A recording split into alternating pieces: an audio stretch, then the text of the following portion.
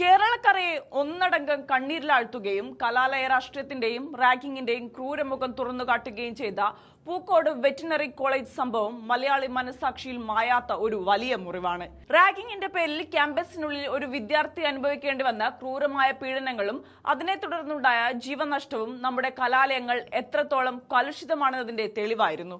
ആ കറുത്ത ഓർമ്മകൾ ഇന്നും ഓരോ വിദ്യാർത്ഥികളുടെയും മാതാപിതാക്കളുടെയും നെഞ്ചിൽ വലിയ വേദനയായി അവശേഷിക്കുന്നുണ്ട്.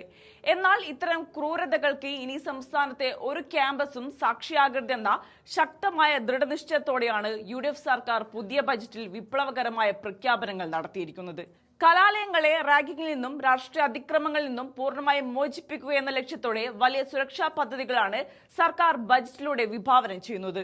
പൂക്കോട് വെറ്റിനറി കോളേജിൽ SFI നേതാക്കളുടെ ക്രൂരമായ റാഗിങ്ങിനെ തുടർന്ന് ദാരുണമായി ജീവനൊടുക്കേണ്ടി വന്ന സിദ്ധാർത്ഥൻ എന്ന വിദ്യാർത്ഥിയുടെ വിയോഗം കേവലം ഒരു വാർത്തയല്ല, മറിച്ച് വ്യവസ്ഥിതി മാറേണ്ടതിന്റെ അനിവാര്യതയായിരുന്നു.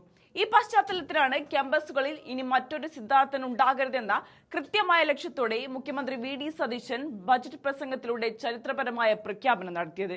വിദ്യാർത്ഥികളുടെ മാനസികവും ശാരീരികവുമായ സുരക്ഷ ഉറപ്പാക്കുന്നതിനായി സിദ്ധാർത്ഥൻ സ്റ്റുഡന്റ് ഡിസ്ട്രസ് ആപ്പ് എന്ന പേരിൽ ഒരു ആധുനിക ഡിജിറ്റൽ സംവിധാനം സർക്കാർ കൊണ്ടുവരുമെന്ന് മുഖ്യമന്ത്രി പ്രഖ്യാപിച്ചത്.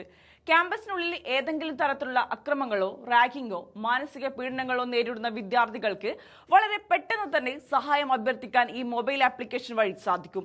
വിദ്യാർത്ഥിക്ക് നേരിട്ടോ അതല്ലെങ്കിൽ സഹപാഠിക്കോ ഇത്തരം അടിയന്തര സാഹചര്യങ്ങളിൽ ഈ ആപ്പിലൂടെ വിവരങ്ങൾ അധികാരികളെ അറിയിക്കാം. വിവരം ലഭിച്ചാലുടൻ തന്നെ ക്യാമ്പസ് തലത്തിലും ഉന്നത തലത്തിലും ഇതിന്മേൽ അന്വേഷണവും അടിയന്തര നടപടികളും ഉണ്ടാകുമെന്ന് ബജറ്റിൽ ഉറപ്പു നൽകുന്നുണ്ട്. മൊബൈൽ ആപ്ലിക്കേഷൻ പോലുള്ള സാങ്കേതിക സംവിധാനങ്ങൾക്കപ്പുറം ക്യാമ്പസുകളിൽ നിയമപരമായ സുരക്ഷ ഉറപ്പാക്കാൻ ശക്തമായ നിയമനിർമ്മാണവും സർക്കാർ ലക്ഷ്യമിടുന്നുണ്ട്. ഇതിന്റെ ഭാഗമായി Sidharthan anti ragging and student welfare act സംസ്ഥാനത്ത് നടപ്പിലാക്കുമെന്ന് മുഖ്യമന്ത്രി VD സതീശൻ വ്യക്തമാക്കിയിട്ടുണ്ട്. നിലവിലുള്ള റാഗിംഗ് വിരുദ്ധ നിയമങ്ങളെക്കാൾ കൂടുതൽ കർശനവും ശാസ്ത്രീയവുമായ വ്യവസ്ഥകളായിരിക്കും ഈ പുതിയ ആക്ടിൽ ഉൾപ്പെടുത്തുക. വിദ്യാർത്ഥികളുടെ അവകാശങ്ങളും സുരക്ഷയും സംരക്ഷിക്കുന്നതിനൊപ്പം ക്യാമ്പസുകളിലെ അക്രമ രാഷ്ട്രീയത്തിന് തടയിടാനും ഈ നിയമം വഴി സാധിക്കും. റാഗിംഗ് കേസുകളിൽ ഉൾപ്പെടുന്നവർക്കെതിരെ അതിവേഗത്തിലുള്ള നിയമ നടപടികളും കർശനമായ ശിക്ഷാവിധികളും ഉറപ്പാക്കാൻ ഈ ആക്ട് വ്യവസ്ഥ ചെയ്യും. കുറ്റക്കാരെ കോളേജിൽ നിന്ന് പുറത്താക്കൽ മാത്രമല്ല, ശക്തമായ ക്രിമിനൽ നടപടികളും നേരിടേണ്ടി വരും.